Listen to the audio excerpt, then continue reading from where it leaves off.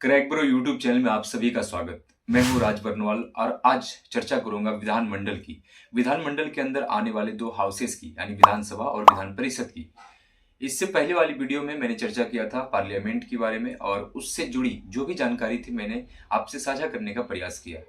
अगर आप चाहे तो वो वीडियो देख सकते हैं, मैं डिस्क्रिप्शन बॉक्स में उसका लिंक डाल दिया हूँ।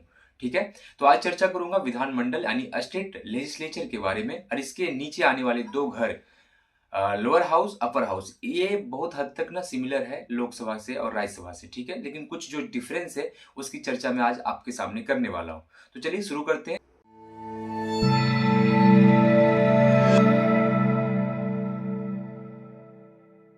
देखिए, जिस प्रकार संसद के नीचे दो हाउसेस आता है, लोकसभा और राज्यसभा, उसी प्रकार स्टेट के अंदर विधानमंडल आती है और उसके नीचे दो हाउसेस आता है, विधानसभा और विधान परिषद।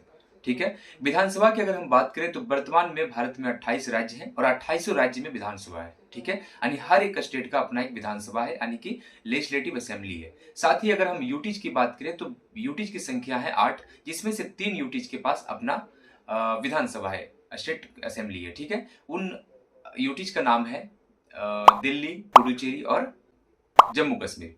ठीक है, तो देखिए, अगर हम बात करें विधान परिषद की, तो विधान परिषद वर्तमान में 6 राज्यों में है। ठीक है, इसके पहले ये 7 राज्यों में थी, लेकिन 29 अक्टूबर 2019 को जम्मू कश्मीर एक स्टेट से यूटी बन गया।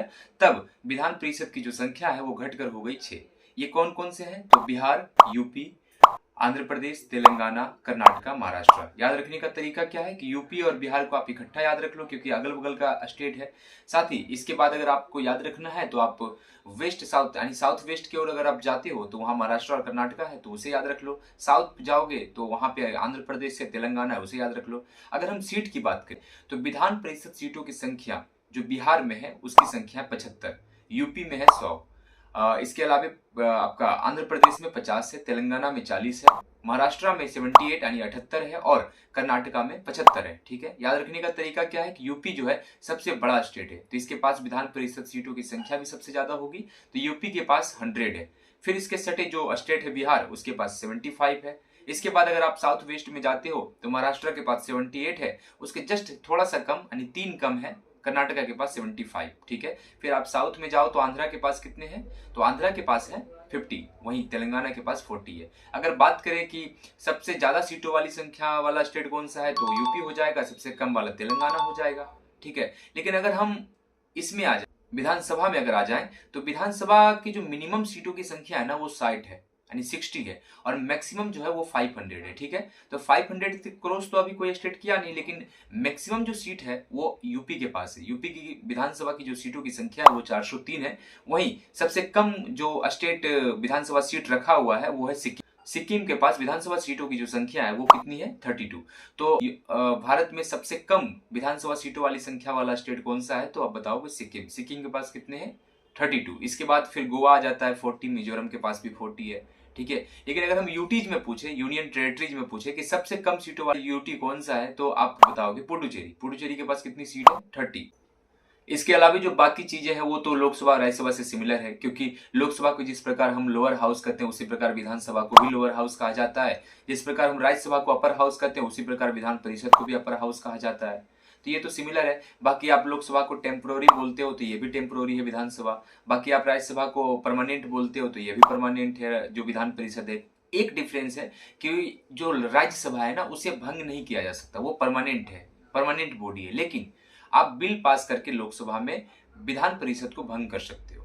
तो ये थोड़ा एक डिफरेंस है जिसे आपको ध्यान में रखना है। ठीक है, इसके अलावा अगर हम बात करें कि विधानसभा में मिनिमम एज क्या है, विधान परिषद में मिनिमम एज क्या है, तो देखिए विधानसभा में मिनिमम एज जो है वो 25 ईयर्स है, यानी कि न्यूनतम आयु जो है 25 साल है, और वहीं विधान परिषद में जो न्यूनतम उम्र है वो 30 साल है। ठीक है, इसके अलावा अगर हम कार्यकाल की बात करें तो विधानसभा में जो न्यूनतम कार्यकाल है वो है 5 ईयर्स। ठीक है, इसके अलावा विधान परिषद में जो न्यूनतम कार्यकाल है वो है 6 ईयर्स, 1 साल ज्यादा। और आपको इसके पहले वाली वीडियो में मैंने समझा ही दिया कि 1 साल इसको क्यों बढ़ाया गया। अगर आप चाहो तो उस वीडियो को देखकर समझ सकते हो। ठीक है, विधानसभा के जो मेंबर होते हैं उसे पब्लिक के द्वारा चुना जाता है, यानी कि जो डायरेक्ट इलेक्शन होता है वो विधानसभा में होता है। इसके अलावा अगर हम इनडायरेक्ट इलेक्शन की बात करें तो वो विधान परिषद में होता है। ठीक है, तो डिफरेंस सेम है, विधानसभा में डायरेक्ट इलेक्शन होता है, विधान परिषद में इनडायरेक्ट इलेक्शन होता है। ठीक है, विधानसभा के मेंबर को मेंबर ऑफ लेजिस्लेटिव असेंबली कहा जाता है, यानी शॉर्ट में एमएलए कहते हैं। वहीं विधान परिषद के मेंबर को मेंबर ऑफ लेजिस्लेटिव काउंसिल कहा जाता है, यानी शॉर्ट में एमएलसी कहा जाता है। ठीक है। विधान परिषद की जो मिनिमम सीटों की संख्या है वो है 40, यानी 40 से कम अगर आपके पास सीट है तो आप विधान परिषद अपने स्टेट में नहीं रख सकते। ठीक है। तो विधान परिषद की जो मिनिमम सीटों की संख्या है वो है 40, और 40 का भी इसमें जो है वो डिस्ट्रीब्यूट किया गया है। जैसे मान लो कि आपके पास, जैसे बिहार के एग्जाम्पल लेते हैं, तो बिहार का कितना है विधान परिषद सीटों की संख्या? 75।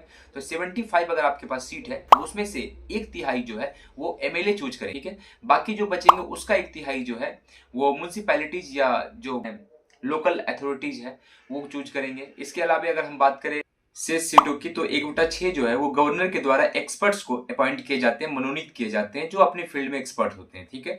इसके अलावा अब जो सीट बच गई है उसका 1/12 जो भाग होगा वो टीचर्स के द्वारा इलेक्ट किए जाएंगे। ठीक है। जो टीचर्स, जिनका जो गवर्नमेंट टीचर्स हैं, जिनका एक्सपीरियंस 3 साल से ज्यादा हो चुका है, वो इलेक्ट करते हैं। और बाकी का जो अब 1/12 बच गया है वो ग्रेजुएट्स, जो बच्चे जो ग्रेजुएट्स किए हुए रहते हैं वो अपॉइंट करते हैं या इलेक्ट करते हैं। ठीक है।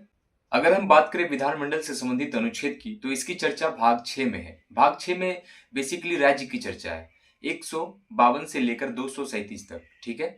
तो उसी में से 100, उसी के अंदर 168 से 212 तक हमारा विधानमंडल की चर्चा है। ठीक है। तो ये था विधानमंडल के अंदर आने वाले 2 हाउसेस, विधानसभा और विधान परिषद के बीच कुछ खास अंतर। वीडियो अगर इन्फॉर्मेटिव लगा हो तो लाइक, सब्सक्राइब एंड शेयर जरूर करें। साथ ही आप छोड़ सकते हैं हमारे लिए एक प्यारा सा कमेंट। धन्यवाद।